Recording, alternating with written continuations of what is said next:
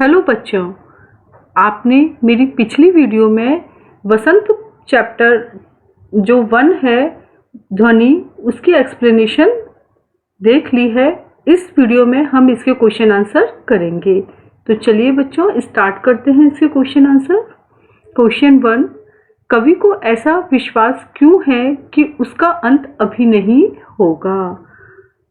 Answer, कवि को इसलिए इस तरह का विश्वास है कि उसका अंत अभी नहीं होगा क्योंकि कवि ध्वनि जो चैप्टर है उसमें कवि जो है युवावस्था, जो युवा पीढ़ी है उसको एक संदेश देते हुए कहते हैं कि आपको आलस्य छोड़ना है, आलस्य छोड़कर अपने जीवन में आगे बढ़ना है, बहुत कार्य करने हैं, सफलता तक आपको पहुंचना है, सफलता की चरम सीमा पर।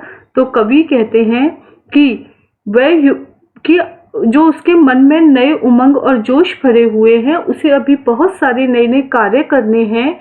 तो वो युवा पीढ़ी को संदेश दे रहे हैं कि आप इस आलस्य को छोड़ो। वो युवा पीढ़ी को आलस्य की स्थिति से बाहर निकालना चाहते हैं और उनको एक संदेश देते हुए कहते हैं कि आपको बहुत कुछ करना है, आगे बढ़ना है, आप आलस्य छोड़कर अपनी सफलता को प्राप्त करो। फूलों को अनंत तक विकसित करने के लिए कवि कौन कौन सा प्रयास करता है?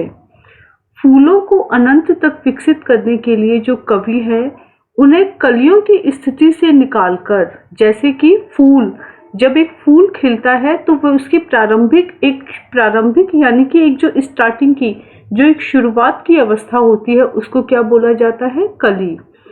तो कवि जो है उन्हें कलियों की स्थिति से निकालकर खिले हुए फूल बनाना चाहता है। अर्थात कवि का मानना है कि उनके जीवन में अभी अभी वसंत आया है और वह कलियों को हाथों के वासंती स्पर्श से खिला देंगे, यानी कि वो अपने जीवन से आलस्य को दूर करते हुए जो उनके मन में नया जोश, नई उमंगें भरी हुई हैं उनको वह पूरा करेंगे।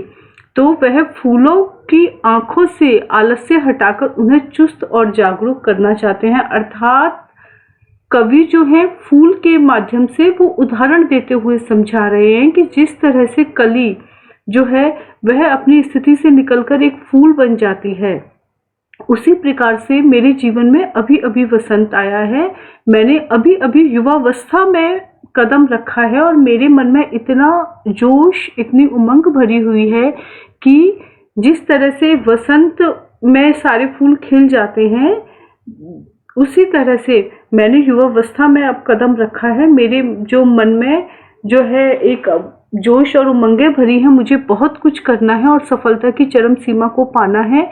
और मुझे वह सब कब संभव है? जब मैं अपने अंदर से आलस्य को त्यागूंगा और चुस्त और जागरूक बनकर अपने कार्य में सफलता हासिल करूंगा, तभी मेरा विकास होगा।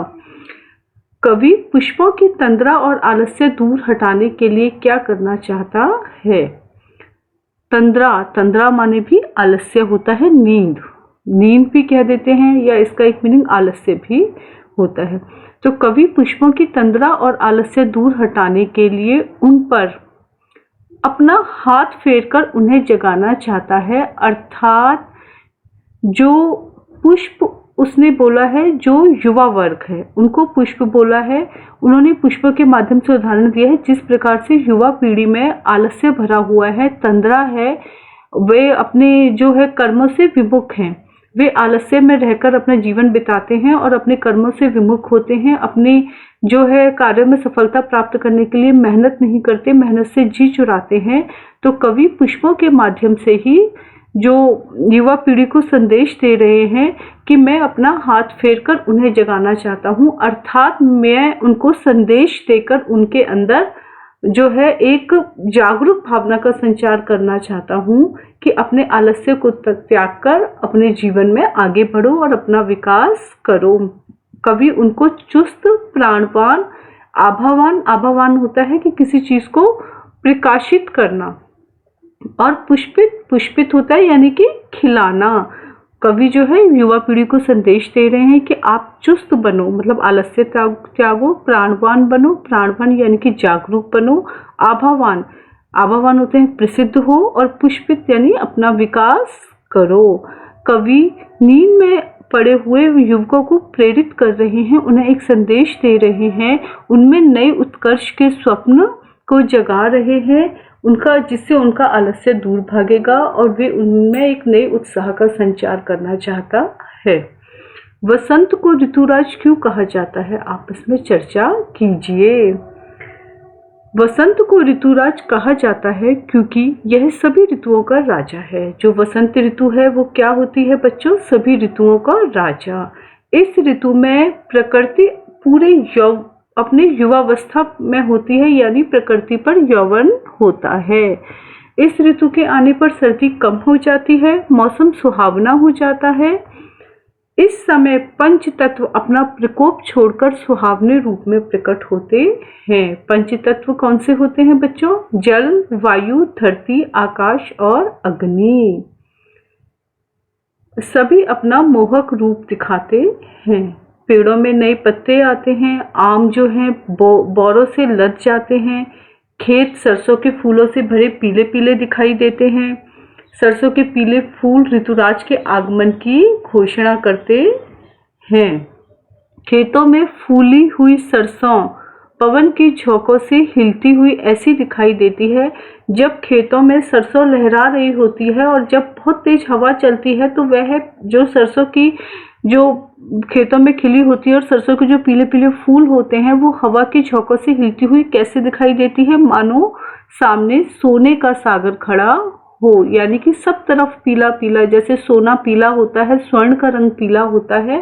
तो जब सरसों के फूलों से भरे हुए खेत को हम देखते हैं और वो हवा से वो हिलते हैं तो ऐसे लगता है सब तरफ सोने का सागर लहरा रहा है। कोयल जो है बहुत मधुर स्वर में गाती है, सभी को कुहू कुहू की आवाज जो है सबका मन मोह लेती है। इस ऋतु में उसकी छटा देखते ही बनती है। इस ऋतु में कई प्रमुख त्योहार भी मनाए जाते हैं, जैसे वसंत पंचमी, महाशिवरात्रि, होली। वसंत ऋतु में आने वाले त्योहारों के विषय में जानकारी एकत्र कीजिए और एक त्योहार पर निबंध लिखिए। वसंत ऋतु के त्योहार तो हमने बच्चों पिछले क्वेश्चन में भी अभी डिस्कस किए हैं। कोई भी त्योहार एक जो आपको अच्छा लगता है उसे आप अपने शब्दों में व्यक्त कीजिएगा। पर यहाँ पर एक त्योहार होली के बारे में बताया गया है। होली के बारे में आप सबको पता ही है कि होली तो रंगों का त्योहार है। यह कब मनाई जाती है, फाल्गुन मास की पूर्णिमा को मनाई जाती है। होली का त्योहार जो है वह एक प्रेम और उमंगों का भरा हुआ होता है और यह जो है सर्दी को विदा करने का और ग्रीष्म के स्वागत करने के लिए इसे मनाया जाता है। संस्कृत साहित्य में इस त्योहार को मदनोत्सव के नाम से भी पुकारा जाता है।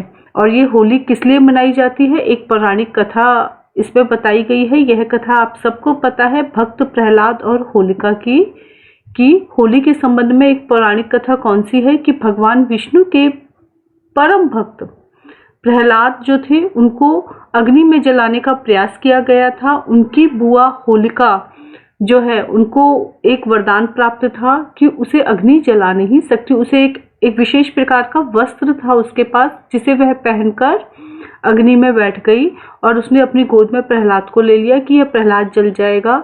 लेकिन उस समय ऐसा एक तूफान आया कि जो वस्त्र होलिका ने पहने हुए थे वो होलिका के शरीर से उड़कर प्रहलाद के शरीर पर आ गए, जिससे प्रहलाद बच गया और होलिका जल गई।